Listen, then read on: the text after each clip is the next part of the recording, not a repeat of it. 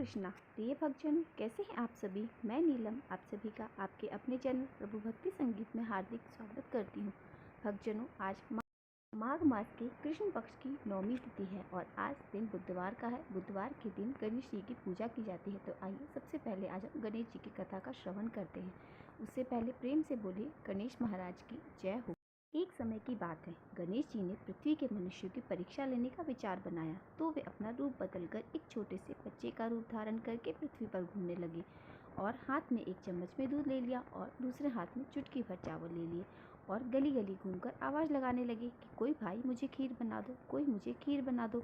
दूध और चावल तो मेरे पास है, कोई मुझे ज़रा खीर बना के दे दे। तो उस बालक की इस तरह की बातें सुनकर सारे लोग हंसने लगे कि भला इतने से दूध से कोई खीर बनती है। पर गणेश जी इसी तरह आवाज़ लगाते रहे। एक गांव के बाद दूसरे गांव में इसी तरह चक्कर लगाते रहे और बुलाते रहे। कोई खीर बनाने के लिए तैयार नहीं हुआ। सुबह से शाम हो गई, गणेश जी वैसे ही आवाज़ लगा रहे थे। शाम के समय एक बुढ़िया अपनी झोपड़ी के बाहर बैठी हुई थी। गणेश जी वहाँ से पुकारते हुए निकले कि कोई मुझे खीर बना दो, कोई मुझे खीर बना दो। दूध और चावल तो मेरे पास हैं। तो बुढ़िया बोली, बड़े कोमल हृदय वाली थी वो सोचने लगी कि बच्चा है, बना देती हूँ, जितनी बनेगी उतनी ठीक है। वो कहने लगी, ला बेटा मैं तुझे खीर बना के देती हूँ। गणेश जी ने उसे चावल और चम्मच वाला दूध दे दिया। तो बुढ़िया माई उसे लेकर अंदर चली गई। तो गणेश जी भगवान कहने लगे, बूढ़ी अम्मा खीर बनाने के लिए बड़ा बर्तन लेकर आना। तो बुढ़िया कहने लगी, बेटा मेरे पास तो कोई बड़ा बर्तन नहीं है। गणेश जी कहने लगे, नहीं बुढ़िया अम्मा, अंदर जाकर देखो तो सही। बुढ़िया जैसे ही अंदर गई, बहुत सारी वहाँ पे बहुत बड़ी बड़ी कढ़ाई पड़ी हुई थी। बुढ़िया को पता चल गया कि यह कोई साधारण बालक तो नहीं है। बुढ़िया ने चूल्हे पर उस कढ़ाई को चढ़ाया और जैसे ही बूढ़ी अम्मा ने वह दूध और चावल कढ़ाई के अंदर डाले तो उफान आता गया और कढ़ाई लबालब भर गई। जैसे जैसे खीर तैयार हो रही थी, उसके अंदर से केसर और बहुत सी अच्छी अच्छी खुशबू आ रही थी। तो खीर बनते ही गणेश जी भगवान ने बूढ़ी अम्मा से कहा, माँ जी मैं स्नान करके आता हूँ, आप ऐसा करो पूरे नगरवासियों को न्योता दे दो ताकि वह भी खीर खाने के लिए आ जाए। बूढ़ी माँ ने कहा कि ठीक है। तो वह गांव वालों को न्योता देने चली गई। गणेश जी स्नान करके चले गए तो उसी समय बुढ़िया का बेटा और बहू खेत से आए। तो बहू सोचने लगी कि माँ जी तो पूरे नगर को न्योता देने चली है, तो मेरे लिए तो खीर नहीं बचेगी। तो उसने जल्दी से एक थाली ली और उसके अंदर खीर डालकर रसोई में वह किवाड़ के पीछे छिपाकर बैठ गई और कहने लगी, ले गणेशिया भोग, ले गणेशिया भोग, और खीर खा ली। उस थाली को चक्की के नीचे छिपा दिया। बुढ़िया न्योता देकर आई तो गांव वाले सोचने लगे कि कल तक तो बुढ़िया के पास कुछ नहीं था और आज इतना धन हो गया कि यह हमें खीर खिलाएगी। तो सारे मिलकर बुढ़िया के घर की ओर चल पड़े कि चलो देखते हैं कि आज बूढ़ी माई हमें क्या खिलाने वाली है। तो जैसे ही उसकी झोपड़ी के पास गए तो खीर तो बहुत ही अच्छी खुशबू आ रही थी। इतने में गणेश जी भगवान भी आ गए। तो बुढ़िया माई कहने लगी, गणेश भोग लगा ले, गाँव वाले आ गए, उन्हें खीर परोसनी है। तो गणेश जी कहने लगे कि बूढ़ी माई मैंने तो भोग लगा लिया। तो बुढ़िया कहने लगी कि आपने भोग कब लगाया, अभी तो आप बाहर से आ रहे हैं। तो वे कहने लगी कि माई मुझे तो तुम्हारी बहू ने भोग लगा दिया। अगर विश्वास नहीं हो तो चक्की के नीचे देख लो, वहाँ थाली पड़ी है और उसके अंदर 2 चावल चिपके हैं। तो बूढ़ी माई ने चक्की के नीचे जाकर देखा तो सच में थाली पड़ी थी और उसमें 2 चावल चिपके हुए थे। तो वह समझ गई कि गणेश जी भगवान सच कह रहे हैं। तो फिर बुढ़िया ने सारे गाँव वालों को खीर परोसी। तो सारे गाँव वाले खूब तारीफ करके खीर खा रहे थे। फिर भी वह खीर खत्म होने का नाम नहीं ले रही थी। तो बुढ़िया गणेश जी से कहने लगी कि गणेश अब मैं इस खीर का क्या करूं, यह तो कढ़ाई जैसी की वैसी भरी हुई है। तो उसने कहा, बुढ़िया माई सुबह न्योता और दे देना और एक बार फिर से सारे गांव वालों को खीर खिला देना। बुढ़िया माई ने सुबह फिर उन्हें बुलाया और फिर खीर खत्म होने का नाम नहीं ले रही थी। तो इस खीर का समाचार राजा के कानों में पड़ गया। तो राजा ने अपने सैनिकों को भेजकर कहा कि जाओ उस बुढ़िया के पास जाकर उस खीर की कढ़ाई का पता लगाओ। तो राजा के आदमी आज्ञा पाते ही बुढ़िया के घर चले गए और वहां जाकर कहने लगे कि बूढ़ी अम्मा इस कढ़ाई का आपके घर में क्या काम है, यह कढ़ाई तो राजमहल में शोभा देती है।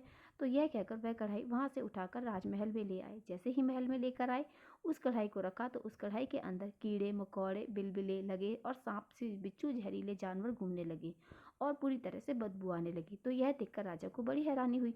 उन्होंने बुढ़िया को बुलाया और कहा कि बुढ़िया माई यह सब क्या है, यह ले जा तेरी कढ़ाई, पता नहीं क्या जादू टोना करती है। तुम्हारे घर में तो खुशबू आ रही थी और यहाँ लाते ही इसमें कीड़े मकोड़े पैदा हो गए और कितनी बदबू आ रही है। तो वह बुढ़िया कहने लगी, महाराज आप देते तो पहले देते, यह तो मुझे गणेश जी भगवान ने दिया है। यह कहकर वह उस कढ़ाई को वहां से अपनी झोपड़ी पर ले आई और गणेश जी भगवान को याद करके कहने लगी कि गणेश जी भगवान अब इस कढ़ाई का मैं क्या करूं। तो गणेश जी वहां पर प्रकट हुए और कहने लगे कि बूढ़ी माई इस कढ़ाई को तुम घर के एक कोने में गाड़ दो और सुबह उठकर देख लेना। ऐसा कहकर अंतर ध्यान हो गए। तो बुढ़िया माई ने गणेश जी से जैसा कहा था वैसा ही किया। सुबह जब बूढ़ी माई की आंख खुली तो देखा झोपड़ी की जगह वहां सुंदर महल खड़ा हुआ है और जिस जगह उसने कढ़ाई दबाई थी उस जगह को खोद कर देखा तो उस जगह सोने की मोहरों से भरे हुए 2 घड़े निकले। तो यह देखकर बुढ़िया और उसकी बहू बहुत खुश हुई और दोनों गणेश जी भगवान का जयकारा लगाने लगी। उसी दिन से बुढ़िया और उसकी बहू दोनों ही प्रतिदिन गणेश जी भगवान की पूजा करने लगे। हे गणेश जी भगवान, जैसे आपने बुढ़िया को दिया वैसा सबको देना। कहानी कहने वाले, सुनने वाले, हुंकारा भरने वाले सब पर उनकी मनोकामनाएं पूर्ण करना और सब पर अपनी कृपा बनाए रखना। बोलो गणेश जी महाराज की जय हो। अब हम सुनते हैं माघ मास का अगला अध्याय। इसके पहले के अध्याय में आपने सुना किस प्रकार मुनि ने पिशाच को सुमार्ग बतलाया कि माघ मास में प्रयाग में जाकर स्नान करने से तुम्हें पिशाच योनि से मुक्ति मिल जाएगी। पिशाच ने मुनि के कहे अनुसार प्रयाग में स्नान किया, जिससे उसे प्रेत योनि से मुक्ति मिल गई। तब मुनि कहते हैं कि अब मैं तुमसे गंगा यमुना के संगम का वर्णन कहता हूँ, जिसके जल की एक बूंद के स्पर्श से केरल देश का ब्राह्मण भी मुक्त हो गया था। तब ऋषि के ऐसे वचन सुनकर वह प्रेत अपने मन में महान शांति का अनुभव करने लगा, मानो उसके सभी दुख दूर हो गए हों। पिशाच मुनि से कहने लगा, हे मुनिवर, केरल देश का ब्राह्मण किस प्रकार मुक्त हुआ, यह कथा कृपा कर आप विस्तार पूर्वक कहिए। देवदत्त कहने लगे, केरल देश में वासु नाम वाला एक वेद पारंगत ब्राह्मण था। उसके बांधुओं ने उसकी भूमि छीन ली थी, जिससे वह निर्धन और दुखी होकर अपनी जन्मभूमि त्याग कर देश विदेश में घूमता किसी व्याधि से ग्रस्त होकर मृत्यु से प्राप्त हो गया था। उसका कोई भी बंधु बांधव नहीं था, जिस कारण उसकी अंतिम क्रिया भी विधिवत संपन्न नहीं हुई और न ही उसकी देह क्रिया हुई। इस प्रकार क्रिया के लोप होने से निर्जन वन में प्रेत बनकर वह चिरकाल तक भटकता रहा। शीत, ताप, भूख, प्यास के दुख से हाहाकार करता हुआ वह नंगे शरीर रोता फिरता रहा, परंतु उसे कहीं भी सदगति दिखाई नहीं दी। सर्वथा दान न देने से वह अपने कर्म फल को भोगता था। जो लोग अग्नि में आहुति नहीं देते, भगवान का पूजन नहीं करते, वे आत्मविद्या का अभ्यास नहीं करते, अच्छे तीर्थों से विमुख रहते हैं। जो लोग दुखी लोगों को स्वर्ण, वस्त्र, तांबुल, रत्न, फल, जल नहीं देते और छल कपट से जीविका प्राप्त करने वाले, दूसरों और स्त्रियों का हरण करने वाले, पाखंडी, कुटिल, चोर, बाल वृद्ध और आतुर और स्त्रियों पर निर्दयता करने वाले, आग लगाने वाले, विष देने वाले, झूठी गवाही देने वाले, कुमार्ग पर चढ़ने वाले, भाई बहन, माता पिता, संतान, अपनी स्त्री का त्याग करने वाले, जो सब तीर्थों में दान लेते हैं, पालन करने वाले, स्वामी को त्यागने वाले, गौर तथा भूमि के 4 वेदों और की निंदा करने वाले तथा वृथा द्रोह करने वाले, प्राणियों पर हिंसा करने वाले, देवता गुरु की निंदा करने वाले, यह सभी बराबर प्रेत, पिशाच, राक्षस और अन्य बुरी योनियों में जन्म लेते हैं। इसलिए बुरे कर्मों से बचकर धार्मिक कार्य तथा यज्ञ, दान, तप आदि कार्य करने चाहिए, क्योंकि कर्म फल अवश्य ही प्राप्त होता है। इस प्रकार प्रेत की गति देखकर पाप कर्म कदापि करने नहीं चाहिए। ब्राह्मण कहने लगे कि इस प्रकार उस केरल ब्राह्मण ने पर्वत पर अधिक समय बिताकर एक मार्ग में एक पथिक को देखा, जो दो गगरियों में त्रिवेणी का जल लिए हुए था। आनंद पूर्वक वह भगवान के चरित्र का गान कर रहा था। प्रेत ने उसका मार्ग रोक लिया और कहने लगा, तुम डरो मत, इस गगरी का जल मुझे पिलाओ, नहीं तो मैं तुम्हें प्राण ले लूंगा। देवदत्त कहने लगा, दुखी, निर्बल, नंगे मुरझाए हुए तुम कौन हो, पैरों से पृथ्वी को स्पर्श न करके चलते हो। लोमश जी कहने लगे, प्रेत यह वचन सुनकर कहने लगा कि मेरे ऐसे होने का कारण भी सुन लो। मैंने अपने पूरे जीवन में कभी ब्राह्मणों को दान नहीं दिया, अत्यंत लोभी क्रिया, न दूसरे के अन्न से पलने वाला था। मैंने कभी किसी को भिक्षा नहीं दी, मैंने कभी दूसरों के दुख से दुखी नहीं हुआ, मैंने प्यासे प्राणी को कभी जल नहीं पिलाया, मैंने कभी छाता, जूते आदि का दान नहीं किया, ना किसी को जल का पात्र, पान या औषधि दी, ना मैंने कभी घर में किसी अतिथि को ठहराकर उसका आदर सत्कार किया। अंधे, वृद्ध, अनाथ और दिनों को मैंने कभी अन्न से संतुष्ट नहीं किया, ना ही किसी रोगी को रोग मुक्त किया और ना कभी ब्राह्मण को दान दिया, ना कभी अग्नि में हवन किया, वैशाख आदि मास में कभी ठंडे जल को नहीं पिया, ना ही मैंने बड़ या पीपल का कोई वृक्ष लगाया, ना किसी प्राणी को बंधन से छुड़ाया, कभी कोई व्रत करके शरीर को नहीं सुखाया। इस कारण मेरा पूर्व जन्म सब पूर्व कार्यों में ही व्यतीत हो गया। मेरे पूर्व जन्मों के कर्मों से ही मेरी यह गति हुई है। इस वन में व्याघ्र, भेड़िए से बचा हुआ मांस और जंतुओं के खाने से गिरे हुए फल, वृक्षों पर लगे हुए सुंदर फल और झरने का सुंदर जल सभी मिलते हैं, परंतु देव इच्छा से मैं कुछ नहीं खा सकता। सर्प की तरह केवल पवन भक्षण करके अपना जीवन बिता रहा हूँ। बल, बुद्धि, मंत्र, पुरुषार्थ से लाभ, हानि, सुख, दुख, विवाह, मृत्यु, जीवन, भोग, रोग तथा वियोग में केवल भाग्य ही कारण होता है। कुरूप, मूर्ख, कुकुर्मी, निंद और पराक्रम से हीन मनुष्य भी भाग से ही राज्य भोगते हैं। काने, लूले, लंगड़े, नीतिहीन, निर्गुण, नपुंसक भाग्य से राज्य प्राप्त करते हैं। पर्वत पर भी बलवान राक्षस पिशाच रहते हैं, जिनमें से कभी कभी कोई कहीं वन में रहते हैं, अपने कर्म के अनुसार अन्न जल प्राप्त कर लेते हैं, परंतु आपको उनका भय नहीं होना चाहिए, क्योंकि धर्मात्मा पुरुषों की उनकी पवित्रता ही रक्षा करती है और यह पिशाच तो आप जैसे भक्त की तरफ आंख उठाकर भी नहीं देख सकती। जो नारायण भगवान की भक्ति से पवित्र रहता हो उसको भूत प्रेत पिशाच पूतना कोई भी नहीं डरा सकते और ना ही उनके लिए कोई बाधा ला सकते हैं। भूत पेताल पिशाच गंधर्व काकन शाकिनी ग्रह रेवती यज्ञ मात्र ग्रह भयंकर ग्रह कृताश्रप कुष्मांड और दुष्ट जंतु पवित्र वैष्णव की तरफ भी नहीं देख सकते। जिसकी जीवा पर गोविंद का नाम हृदय में वेद तथा श्रुति विद्यमान है और जो पवित्र दानी है उनको कभी भी भय नहीं हो सकता। ब्राह्मण इस प्रकार कर्मों का फल भोगता हुआ मैं यहाँ पर रहता हूँ, ऐसा सोचकर मैं शोक नहीं करता। एक वृत्तांत तुमसे बताता हूँ, ध्यान से सुनिए। एक बार ज्वालिनी नदी के किनारे पर मैं गया हुआ था। वहां पर घूमते हुए मैंने एक सारस के वचनों को सुना था। वह पथिक कहने लगा कि हे प्रेत, तुमने सारस के वचन किस प्रकार सुने और क्या सुने थे, कृपा कर कहिए। तब वह प्रेत कहने लगा कि इस वन में कोहरा नाम की नदी पर्वत से निकलती है। मैं घूमता घूमता उस नदी के किनारे जा पहुंचा और थकावट दूर करने के लिए कुछ क्षण वहां ठहर गया। उसी समय लाल मुख और तीखे दांतों वाला एक बड़ा बंदर वृक्ष से उतरकर जल्दी से वहां पर आया जहां पर उस समय एक सारस सोया हुआ था। उस चंचल बंदर ने कई पक्षियों को देखकर उस सोए हुए सारस को दृढ़ता से बड़ी मजबूती से पैरों से पकड़ लिया। कहीं यह चंचल बंदर हमें ना पकड़ ले, यह सोचकर बाकी पक्षी तो वहां से उड़ गए, लेकिन क्योंकि बंदर ने उस सारस को पैरों से पकड़ा हुआ था जिस कारण सारस वहां से उड़ नहीं पाया। सोए हुए सारस की जब नींद खुली तब उसने अपने सामने एक बंदर को देखा और भयभीत हो गया, कहीं यह बंदर मुझे नुकसान ना पहुंचा दे। इस डर से वह सारस हाथ जोड़कर बड़े ही मधुर स्वर से उसे कहने लगा कि हे बंदर, तुम बिना अपराध मुझे क्यों दुख दे रहे हो। इस संसार में राजा भी केवल अपराधियों को ही दंड देता है और मैंने तो कोई अपराध नहीं किया और तुम्हारे जैसा श्रेष्ठ प्राणी तो किसी को पीड़ा नहीं देते। हम अहिंसक और दूसरों के कर्मों को नहीं देखते। जल की काई खाने वाले, आकाश में उड़ने वाले, वन में रहने वाले, अपनी स्त्री से प्रेम करने वाले, दूसरों की स्त्रियों को त्यागने वाले, दूसरों की बुराई से दूर रहने वाले, चोरी ना करने वालों की संगति से एकदम दूर, किसी को कष्ट ना देने वाले हैं। सो इस प्रकार मुझ निरपराधी को हे बंदर छोड़ दो। सारस बंदर से कहने लगा कि मैं तुम्हारे पहले जन्म के वृतांत को जानता हूँ। अगर तुम जानना चाहते हो तो मैं इस बारे में तुम्हें बता सकता हूँ। सारस के ऐसे वचन सुनकर वह बंदर उसको छोड़कर उससे थोड़ी दूर पर बैठ गया और कहने लगा कि तुम मेरे पूर्व जन्म के वृतांत को कैसे जानते हो? तुम अज्ञानी पक्षी हो और मैं वन में घूमने वाला हूँ। तब सारस कहने लगा कि मैं अपनी जाति की स्मृति के बल से तुम्हारे पूर्व जन्म का सब वृतांत जानता हूँ। तुम पूर्व जन्म में विंध्य पर्वत के राजा हुआ करते थे और मैं तुम्हारे कुल का पूज्य पुरोहित था। तुम राजा होकर अपनी प्रजा को पीड़ा दिया करते थे। विवेकहीन तुमने बहुत सा धन इकट्ठा किया था, सो वानर प्रजा का पीड़न रूपी अग्नि की ज्वाला से तुम पहले ही तप चुके थे।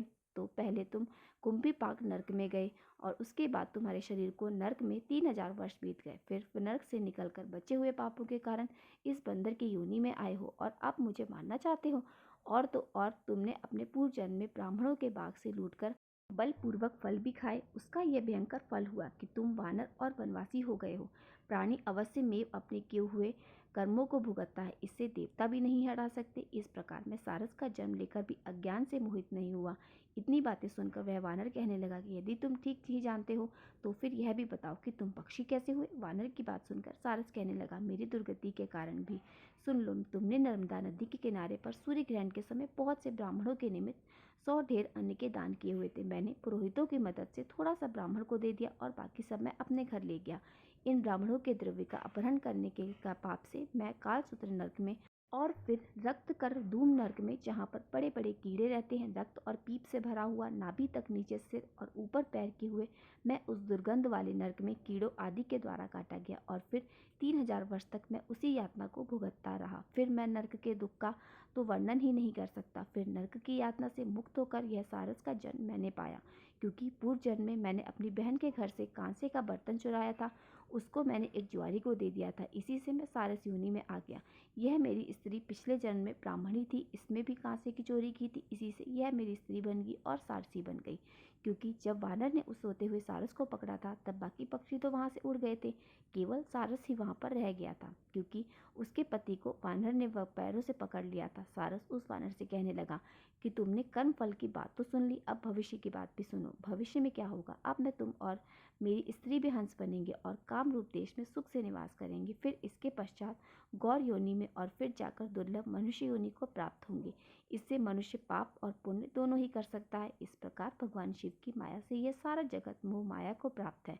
इस प्रकार न केवल हम बल्कि संसार के सभी जीव प्रवृत्ति मार्ग में फंसकर ही अच्छे और बुरे कर्म करते हैं और उन्हीं का फल भोगते हैं। इसलिए सभी प्राणियों को धर्म का सेवन करना चाहिए, धर्म का पालन करना चाहिए। देवता, असुर, मनुष्य, व्याघ्र, कीड़े मकोड़े सभी से कंटक रूपी मार्ग नहीं छूट पाता, लेकिन केवल वेदांत जानने वाले योगी ही इस मार्ग से बच सकते हैं। इसी कारण बड़े बड़े महात्मा भी कर्म फल को नहीं टाल सकते। उपाय से और बुद्धि से कोई भी इसे नहीं बदल सकता। तुम पहले राजा थे, फिर नरक में गए, अब बंदर की योनि में हो। इस कारण तुम वन में भटक रहे और फिर ऐसे ही जन्म पाओगे। ऐसा विचार कर आनंद पूर्वक और धैर्य पूर्वक विचार करते हुए काल की प्रतीक्षा करो। तब वानर ने कहा कि पहले जन्म में मैं तुम्हारी पूजा करता था, अब तुम मुझे प्रणाम करते हो। तुम जाति के स्मरण से पूरे पूर्व जन्म के वृत्तांत को जानते हो। आनंद पूर्वक रहो, तुम्हारा कल्याण हो। तुम्हारे वचनों को सुनकर मैं मोह रहित होकर वन में विचर कर प्रेत करने लगा कि हे पथिक, मैंने नदी के तट पर बंदर और सारस का यह संवाद सुना। तब जाकर मुझे बोध हुआ कि मोह और शोक का नाश हो गया है। तब वह प्रेत उस पथिक से गंगा जल मांगने लगा, जिसे उस पथिक ने एक मटके में से रखकर अपने सिर पर धारण किया हुआ था। प्रेत कहने लगा कि हे पथिक, मैं इस समय तुम्हारे पास जो यह गंगा जल है उसे मांगता हूँ, क्योंकि मैंने इसका बहुत कुछ महात्म्य में सुना है। मैंने इस पर्वत पर गंगा जल का बड़ा अद्भुत आश्चर्य देखा है, इसलिए यह जल मैं तुमसे मांगता हूँ। इस समय मैं प्रेत योनि में पड़ा हुआ महान दुख भोगत रहा हूँ। एक ब्राह्मण अनाधिकारी को यज्ञ कराकर ब्रह्म राक्षस हो गया है। वह हमारे साथ 8 वर्षों तक रहा। उसके पुत्र ने उसकी अस्थियों को इकट्ठा करके गंगा जी में कनखल स्थान में गिरा दिया, जिसके फलस्वरूप वह राक्षस तत्व को त्याग कर सदगति को उसी क्षण प्राप्त हो गया। मैंने प्रत्यक्ष देखा है, इसलिए मैंने तुमसे इस गंगा जल को मांगने की प्रार्थना की है।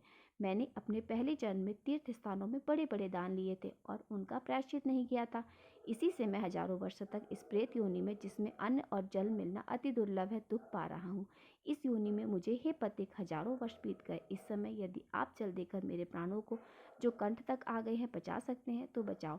कुष्ठ रोगी आदि रोग से मनुष्य प्राणों को त्याग करने की इच्छा नहीं रखता। देवज्योति कहने लगे कि ऐसे उस प्रेत के वचन सुनकर वह ब्राह्मण बड़ा विस्मित हुआ और वह अपने मन में विचार करने लगा कि संसार में पाप और पुण्य के फल अवश्य आन पड़ते हैं। देव, दानव, मनुष्य, कीड़े मकोड़े भी रोगों से पीड़ित होते हैं। बालक और वृद्धों को मरण, अंधा तथा कुबड़े, दरिद्रता, पांडित्य और मूर्खता सब कर्मों से ही प्राप्त होता है। इस कर्म भूमि में जिन्होंने न्याय से धन इकट्ठा किया है वह धन्य है। यह सुनकर वह प्रेत गदगद वाणी में कहने लगा कि हे पथिक, मैं जानता हूँ कि आप सर्वज्ञ हैं। आप कृपा कर मुझे जीवन का आधार ये जल इस प्रकार दे, जैसे मेघ चातक को देता है। तब पथिक कहने लगा कि हे प्रेत, मेरे माता पिता भगु क्षेत्र में बैठे हुए हैं, मैं ये जल उन्हीं के लिए लेकर आया हूँ। अब बीच में तुम्हें गंगा जी के संगम का जल मांग लिया, इसलिए मैं इसी धर्म संदेह में पड़ गया हूँ। क्या कांड वस्तु में यज्ञों को इतना नहीं मानता जितना प्राण रक्षा को मानता हूँ। इसलिए प्रेत को जल देकर तृप्त करके ही अपने माता पिता के लिए मैं फिर से जल लेकर आऊँगा। लोमश ऋषि कहने लगे कि इस प्रकार उस पथिक ने गंगा यमुना के संगम का पवित्र जल उस प्रेत को दे दिया। उस प्रेत ने प्रीतिपूर्वक उस जल को पिया, जिसके पीने से उसी समय उसने अपने प्रेत शरीर को छोड़कर दिव्य देहधारी हो गया। केरल कहने लगा कि हे बिंदु मात्र गंगा जल से ही वह प्रेत मुक्त हो गया। हम समझते हैं कि ब्रह्मा जी भी इस जल के गुण का वर्णन नहीं कर सकते, तो भला महादेव जी इस जल को मस्तक पर ही क्यों धारण करते। इस संसार में जो मनुष्य कर्म, वचन और मन के पापों से रंग गए हैं, वह गंगा जल के बिना धुल ही नहीं सकते। गंगा जल के सेवन से मुक्ति सदा सन्मुख ही रहती है। जिस पवित्र जल को स्पर्श करने मात्र से वह प्रेत तत्व को छोड़कर मुक्ति को प्राप्त हो जाते हैं। जो गंगा जी में स्नान करते हैं वह वैष्णव पद को प्राप्त होते हैं। यदि संबंधी लोग गंगा जल से तर्पण करें तो नरक में रहने वाले पितृ भी स्वर्गलोक को चले जाते हैं और स्वर्गलोक में रहते हुए ही ब्रह्मत्व होते हैं। गंगा जल के समान और कोई मुक्ति का साधन नहीं। इस प्रकार वह प्रेत वहां से चला गया और एक मास में, जब माघ मास में गया, तब उसने सुने हुए प्रयाग महात्म्य के अनुसार गंगा यमुना के संगम पर स्नान करके पिशाच शरीर को धारण कर भक्तिपूर्वक नारायण की स्तुति करता हुआ वह द्रवण देश का राजा कंधर से सेवित उत्तम विमान पर बैठकर इंद्रपुरी को गया। सो हे द्विज, यह इतिहास पापों का जल्दी ही नाश करता है। इसमें धर्म का ज्ञान होता है। यह पुण्य, यश तथा कीर्ति को बढ़ाने वाला है, ज्ञान तथा मोक्ष को देने वाला है। तुम भी सद्गति पाने के लिए प्रयाग चलो। वहाँ पर हम ऐसा स्नान करें जो देवताओं को भी दुर्लभ होता है। वहाँ पर श्राप से पैदा हुआ पिशाचपन सब कुछ नाश हो जाता है। इस प्रकार लोमश ऋषि के मुख से अमृतम मधुर को सुनाकर मानो अमृत पीकर सभी प्रसन्न हुए और पाप रूपी समुद्र से पार हो गए। उन्हीं के साथ सभी लोगों ने फिर दक्षिण दिशा की ओर प्रस्थान किया। वशिष्ठ जी कहने लगे कि हे राजा दिलीप, बहुत से जन समूह सहित अच्योत सरोवर में स्नान करके सुखपूर्वक मोक्ष को प्राप्त हो गए। तब लोमश जी कहने लगे, संसार रूपी इस तीर्थ राजा को सभी श्रद्धापूर्वक देखिए। यहाँ पर 33 करोड़ देवी देवता आकर आनंद पूर्वक रहते हैं। यह अक्षय वट है जिनकी जड़ें पाताल तक गई हैं और मार्कंडेय ऋषि प्रलय के समान भगवान इसी अक्षय वट का आश्रय लेते हैं। यही भोलेनाथ की प्रिय भगवती भागीरथी है जिसकी सिद्ध लोग सेवा करते हैं। यह गंगा स्वर्ग के हेतु एक पताका के समान है। इसका जल पीकर मनुष्य मुक्त हो जाता है। हे मुनिवर, सभी प्राणी इस नदी को यमुना से मिली हुई पाते हैं और इसका संगम बड़े पुण्य से प्राप्त होता है। इस पवित्र संगम में स्नान करने से जन्म मृत्यु रूपी दानव से दे कोई तपता नहीं, परंतु ज्ञान प्राप्त करके मुक्त हो जाता है। यहाँ पर स्नान करने मात्र से सभी प्राणी बिना ज्ञान के भी मुक्त हो जाते हैं। इसलिए श्री ब्रह्मा जी ने यहाँ यज्ञ करने की इच्छा की थी। इसी संगम में भगवान श्री हरि ने स्त्री प्राप्ति की इच्छा से स्नान करके लक्ष्मी जी को प्राप्त किया था। यहाँ पर त्रिशूलधारी भोलेनाथ ने त्रिपुर दैत्य को मारा था और प्राचीन काल में उर्वशी स्वर्ग में गिरी थी तथा स्वर्ग पाने की इच्छा से यहाँ पर ही उनके स्नान करने से नहुष कुल के राजा ययाति ने वंशधर पुत्र प्राप्त किया था। यहीं पर देवराज इंद्र ने प्राचीन काल में धन की इच्छा से स्नान किया था और माया से कुबेर के सब धन को प्राप्त कर लिया था।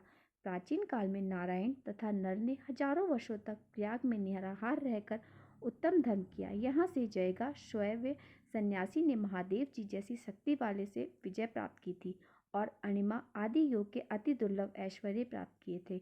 इसी क्षेत्र में तपस्या करके श्री भारद्वाज सप्त ऋषियों में सम्मिलित हुए। इस प्रकार जिन्होंने भी इस संगम में स्नान किया उन सभी को स्वर्ग की प्राप्ति हुई। इसलिए हमारे विचार से तुम त्रिवेणी में स्नान करो। इस स्नान से पहले किए हुए तुम्हारे सारे पाप नष्ट हो जाएंगे और संपूर्ण वैभव को तुम प्राप्त हो जाओगे।